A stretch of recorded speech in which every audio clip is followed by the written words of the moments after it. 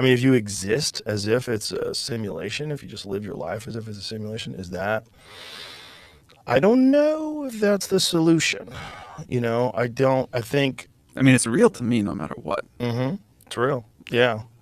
I'm going to live it that way. And that will be the problem with an actual simulation if and when it does get implemented. Yeah. If we do create an actual simulation that's indistinguishable from real life, like what are the rules of the simulation? How does it work? Is that simulation fair and equitable and much more reasonable and peaceful? Is there no war in that simulation? Should we all agree to hook up to it because we'll have a completely different experience in life, and all the angst of crime and violence and the things that we truly are terrified of, there will be non-existent in the simulation. Yeah. I mean, if we keep going, it seems like if you just extrapolate from where VR is now. Did you see the podcast that Lex Friedman did with Mark Zuckerberg? I saw some clips, but I haven't got to watch the whole thing. Bizarre, right? So they're essentially using like very realistic physical Yeah. avatars in the metaverse. Like that's step one, and that's Maybe Pong. that's step 3. Yeah. Maybe it's a little Yeah. beyond Pong at that Yeah, point. maybe it's Atari. Yeah. Maybe you're playing Space Invaders now. But whatever it is, it's on the path to this thing that will be indistinguishable. That seems inevitable. Those two things seem inevitable to me. The inevitable thing to me is that we will create a life form that is an artificial, intelligent life form that's far more advanced than us. And once it becomes sentient, it will be able to create a far better version of itself. And then as it has better versions of itself, it will keep going. And if it keeps going, it will reach godlike capabilities.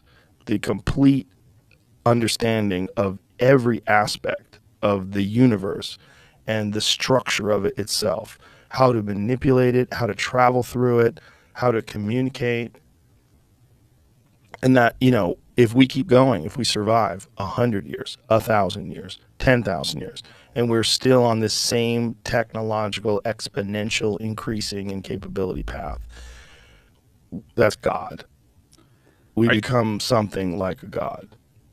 And that might be what we do. That might be what intelligent, curious, innovative life actually does. It creates something that creates the very universe that we live in. That creates the next simulation, and then Yeah, I mean, maybe that's the birth of the universe itself, is creativity and intelligence, and that it all comes from that. I used to have this joke about the Big Bang. Like, what if the Big Bang is just a natural thing? Like humans get so advanced that they create a Big Bang machine, and then we're so autistic and riddled with Adderall that we have no concept or worry of the consequences. And someone's like, "I'll fucking press it," and they press it, and boom, and we start from scratch every 14 billion years, and that's what a Big Bang is. I mean, I don't know where it goes, but I do know that if you looked at the human race from afar, if you were an alien life form, completely detached from any understanding of our culture, any understanding of our biological imperatives, and you just looked at, like, what is this one dominant species doing on this planet? It makes better things. That's what it yeah, does. that I mean, agree. it goes to war. It steals. It does a bunch of things that it shouldn't do. It pollutes. It does all these things that are terrible. But it also consistently and constantly creates better things, whether it's better weapons going from the catapult to the rifle to the cannonballs to the rocket ships to the hypersonic missiles to nuclear bombs. It creates better and better and better things. That's the number one thing it does.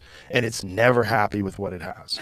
And you add that to consumerism, which is baked into us, and this desire, this constant desire for newer, better things. Well, that fuels that innovation because that gives it the resources that it needs to consistently innovate and constantly create newer and better things.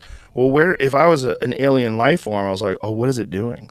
It's trying to create better things. Well, what is the forefront of it? Technology. Technology is the most transformative, the most spectacular, the most interesting thing that we create. And the most alien thing, the fact that we just are so comfortable that you can FaceTime with someone in New Zealand, like instantly. We can get used to anything pretty Yeah. quickly, you know, and Anything. take it for granted almost. Yeah. And well, if you were an alien life form and you were looking at us, you're like, well, what is it doing? Oh, it keeps making better things. It's going to keep making better things. Well, if it keeps making better things, it's going to make a better version of a thinking thing.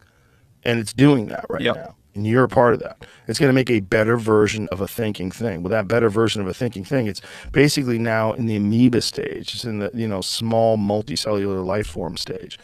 Well, what if that version becomes a fucking Oppenheimer? What if that version like if it scales up Yeah. so far Yeah. that it becomes so hyper intelligent that it is completely alien to any other intelligent life form that has ever existed here before, and it constantly does the same thing, makes better and better versions of it? Well, where does that go? It goes to a god.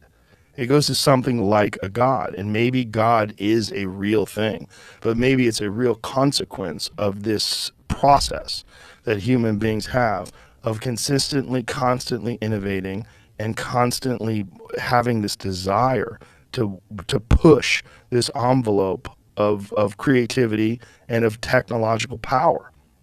I guess it comes down to maybe a definitional disagreement about what you mean by it becomes a god. Like I can totally, I think it becomes something much like unbelievably much smarter and more capable than we are. And what does that thing become if that keeps going?